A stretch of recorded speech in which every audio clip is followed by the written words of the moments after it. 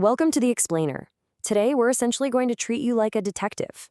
Whenever you're trying to solve a research case, write a brilliant paper, or honestly just figure out what's actually true in the world, you have to carefully examine the academic evidence.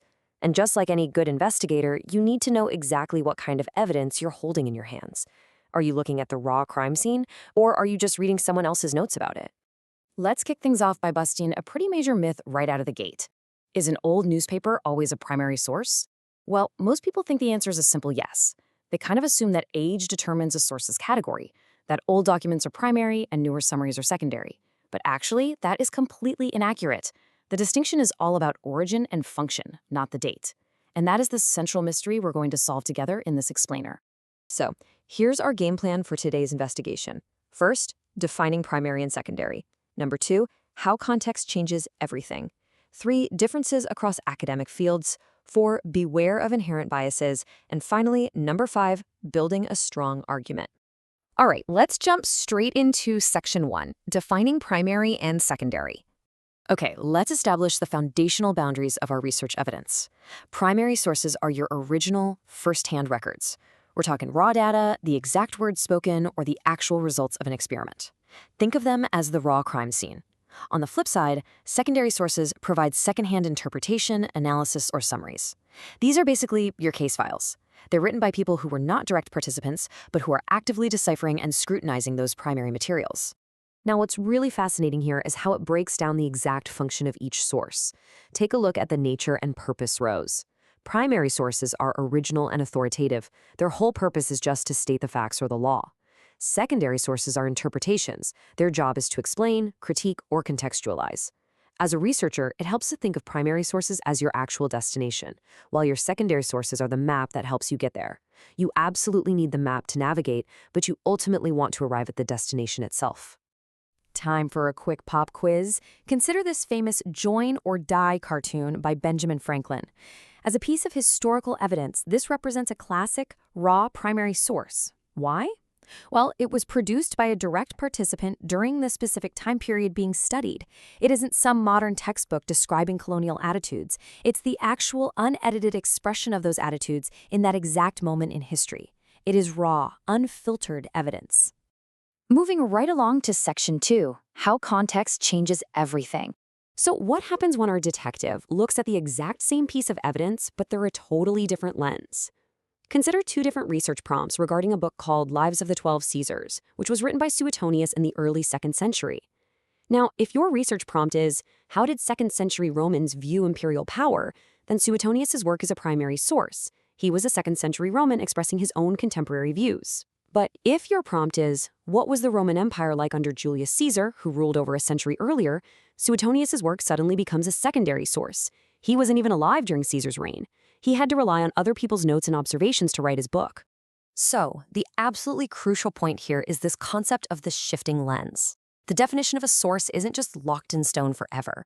It dynamically transforms based entirely on the research question you're asking. The exact same document can be a first-hand primary account of one era's mindset and a second-hand secondary summary of a previous era's events. It's almost like magic, but really, it's just rigorous academic discipline at work. Let's try to solidify this shifting context concept with a slightly more modern example. Think about Eugene Palcy's 1983 film Sugarcane Alley.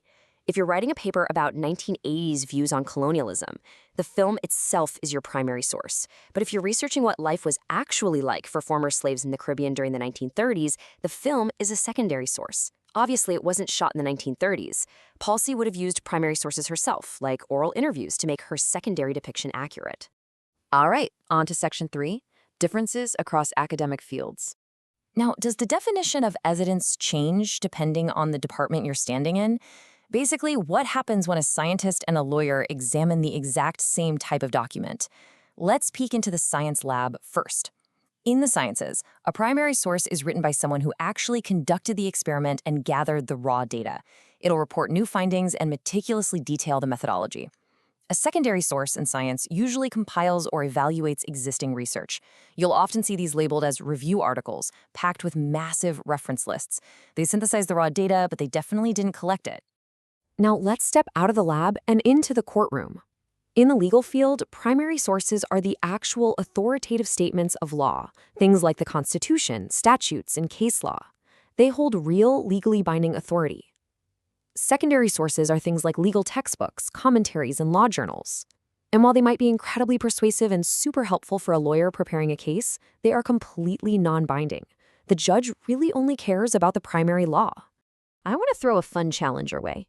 How would different fields use this historical engraving of Charleston, South Carolina? Well, if you're an art historian, this is a primary source of 19th century illustration techniques. If you're an urban planner, it's primary evidence of the city's historical grid layout. But if you're a political scientist studying the actual events of the Democratic nominating convention mentioned in the caption, this is really just a secondary visual aid.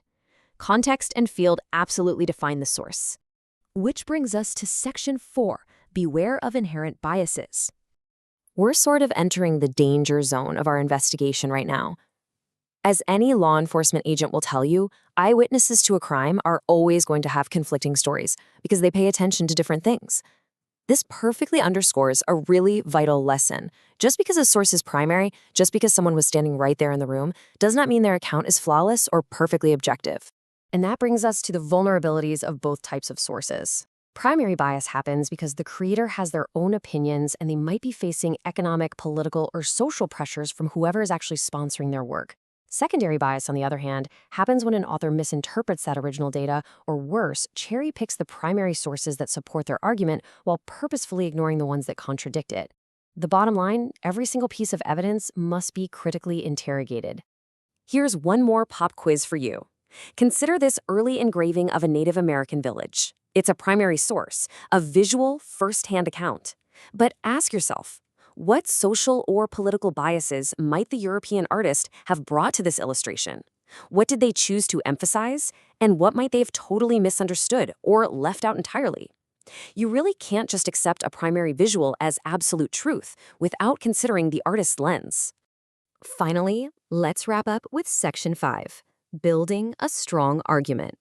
We've defined the evidence, we've checked it for bias. Now, how do we actually weave these sources together to build a bulletproof academic argument? Well, here is the exact foolproof sequence you should use when researching a new topic so you don't get lost in the weeds. Step 1. Start broad by reading secondary sources to get the lay of the land.